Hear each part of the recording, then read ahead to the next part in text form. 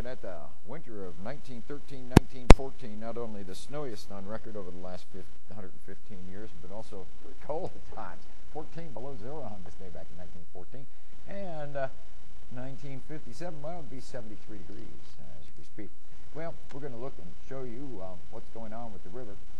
The creeks and streams that were flooding in some locations, especially parts of Belmont County, are receding, and the flood warnings associated with some of those spots along those rivers and creeks that were flooding have expired. And now we're looking at the big river.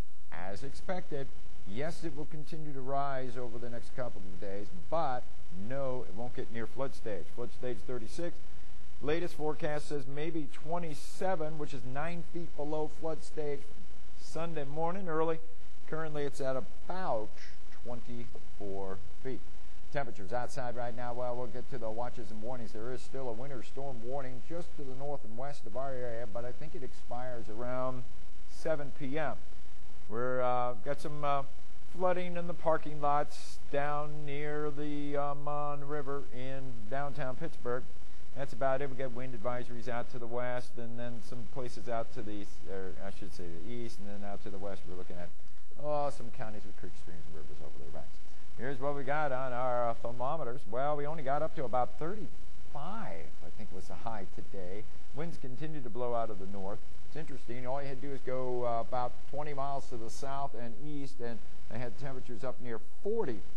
The low tracked just to the south and east of our area and kept us with winds out of the northeast, then north, and then northwest. So we never got into any of the warming that we were hoping to get.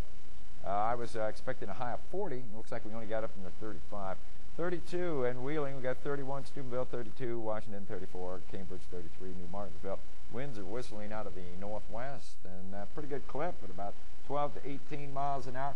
And that wind chill ripping through you as you go from through the parking lot to get to your car or whatever it is you have to do. 20s, low to mid-20s for the wind chills. Now, this is what it looked like 12 hours ago, and as expected, we did indeed get some pretty good rains. Most of us got over an inch of rain. The most I could find in any one location was in the from the automated flood warning system in New Athens in southern parts of Harrison County, fessing up to about 1.5 inches of rain in the 24-hour period. Well, watch how quickly it moved on out. As expected, we didn't expect it. And then we went over to the snow. The Weather Service did have a winter weather advisory for our northern counties for 2 to 5 inches of snow. But that didn't really pan out, but most of us got at least a little dusting. So just to remind us that we are still in the winter season. There's a wider view showing the low is now tracking off the coast of New England. Got a severe thunderstorm watch out for parts of the Delmarva Peninsula, southern New Jersey. And you can see darker gray indicating lots of low-level clouds, but also we see breaks in the clouds in places like Ohio, parts of Indiana, a little bit of Illinois, Iowa. Now, hopefully we're going to see sunshine much of the day Saturday. Meanwhile, looking at some really cold stuff. 5 below zero up in Minot, 4 below over in Rapid City, -1 in International Falls. People live up there, you know. -3 in Billings, Montana.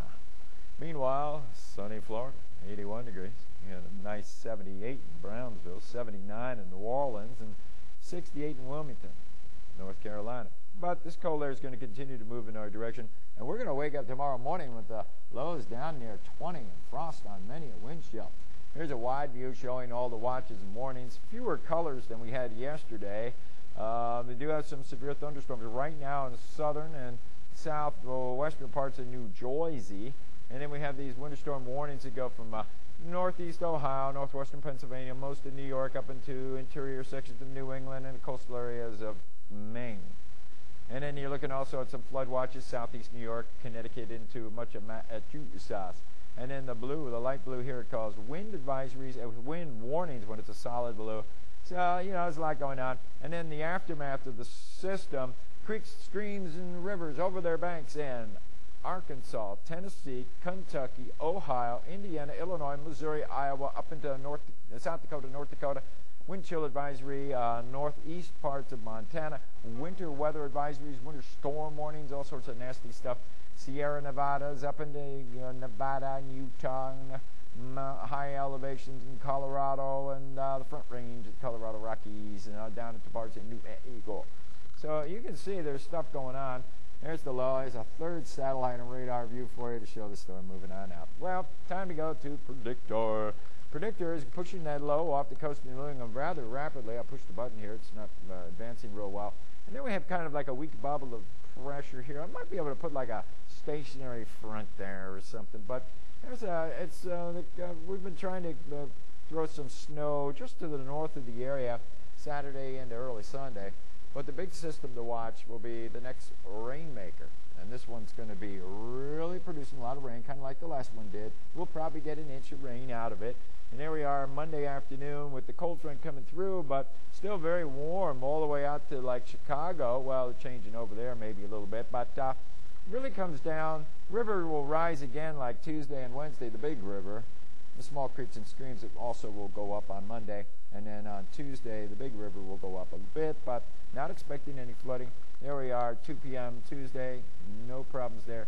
Get into Wednesday afternoon. Looks like a cooler nights and warmer days. And you notice as we go through the next 7 days, the highs go somewhere between 40 and about 60. So once again, we're beginning to move and lean into that spring direction temperature-wise. And the overnight lows generally down near freezing. Maybe a little bit cooler, upper 20s Wednesday and Thursday mornings. The next big system will be the Monday deal. You know, you're definitely going to want your umbrella. A few snowflakes on the end of it, but not expecting anything significant. And then as we step out of February and into March, it looks like March is going to come in like a lamb.